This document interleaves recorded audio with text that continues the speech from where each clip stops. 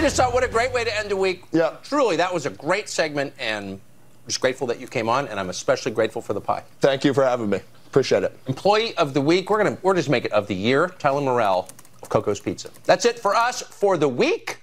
We'll be back.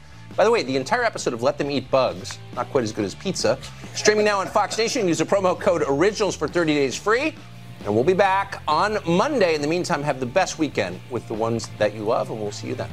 We'll be back on Monday. Those were the final moments of former Fox News host Tucker Carlson's last show on the network, which aired last Friday. We're learning more about what exactly led to the primetime host departure. New reporting from the Washington Post alleges that it was Carlson's comments about Fox management, as revealed in the Dominion case, that played a role in Carlson's departure. So this is from a source inside Fox who talked to the Washington Post, so you always have to take these things with a grain of salt.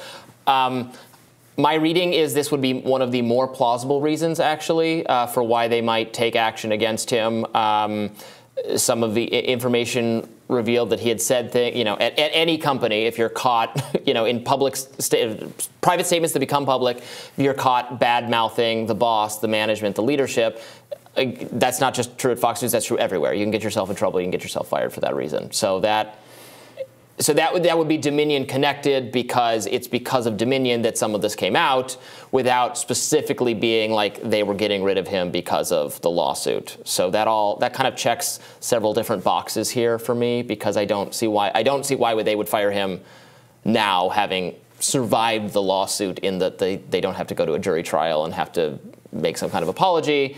They have more things coming down the pipeline, obviously. So I would find this a more likely reason for this action than they're specifically doing something to him because of the Dominion lawsuit. Well, there is another lawsuit pending. Sure. So they're not out of the woods at all yet. And the scenario that was created because of the things that were said behind the scenes are ultimately what gave Fox liability exposure. I just can't stress this enough. This isn't an issue of what Fox said out loud, what aired on the show.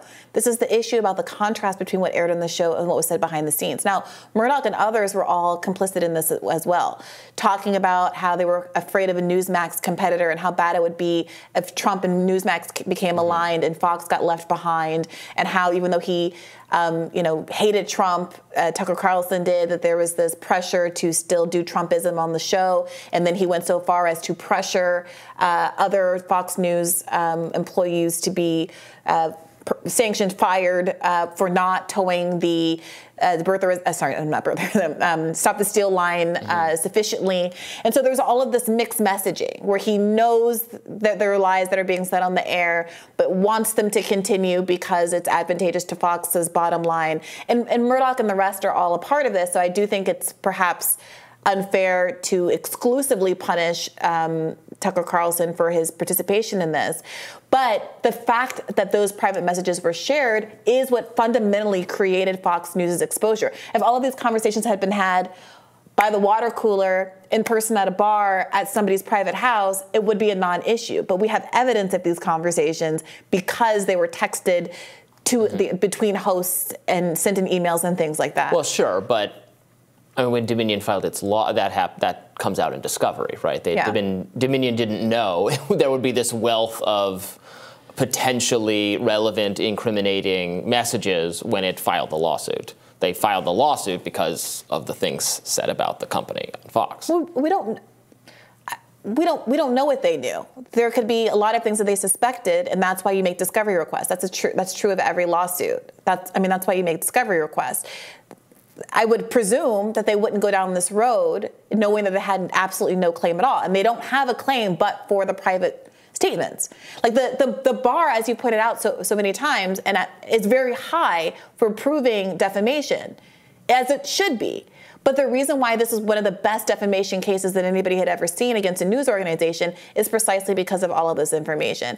So that's all I'm saying about that. But also from the Dominion perspective, it's also worth noting that, David Sirota reported last week that that Fox is going to be able to write off a lot of this. But at the end of the day, that's a nearly $8 million price tag on this settlement. $800 million. $800 million price tag on this settlement. So looking at Tucker Carlson and some of these other very high salaried people on the payroll, there's an argument that they just are forced to start to cut corners here. And as the juice of these people worth the squeeze. Tucker Carlson apparently earns $35 million a year from Fox News. That adds up. You pointed out that Dan Bongino couldn't come up with a number in his negotiations. They couldn't come to an agreement. This is according to Bongino himself. He said nothing conspiracy, anything out there. We just couldn't reach a satisfying agreement, so we're parting ways. And that was last week. And he earned compared to Tucker Carlson, but $7 million a year. And a lot of these people, they've got to be looking at the fact they can go independent. They have names for themselves. If they hang up a shingle on Substack or Rumble or whatever it is, they can probably pull a subscriber base that gets them as much or more money. And it's not an irrational decision. I don't think it'd be an irrational decision on Tucker's part, but we don't know. But that last episode, I mean, they were still airing promos apparently this morning for the Vivek Ramaswamy interview on Fox Nation with Tucker. So this was a last-minute thing. Again, it could be there was a negotiation between the two this weekend that just became acrimonious and broke down. It could be they wanted him to make a statement or they wanted some change to the show. It could have been a number of things. Yeah. But Washington Post says, again, this sounds reasonably solid to me, that it was because they didn't like what he'd said about management. And it could have been they had a fight about it and then, walked away. Because like you said, if he wants to stay relevant, absolutely. He will have we're not all beholden on the same cable news model anymore. Our own show is a testimony to that. We release on YouTube. There's so many things he could do. Rumble. He could look at what Megyn Kelly has done from leaving Fox, and she's very, very, very successful. So. Well, unsurprisingly, certain liberal media outlets, namely The View, reacted very positively to news of Tucker Carlson's departure from Fox. Let's take a look at that. Word has just come down that Fox News Media and Tucker Carlson have agreed to part ways. They thank him for his service to the network and host of a prior contributor. Wave.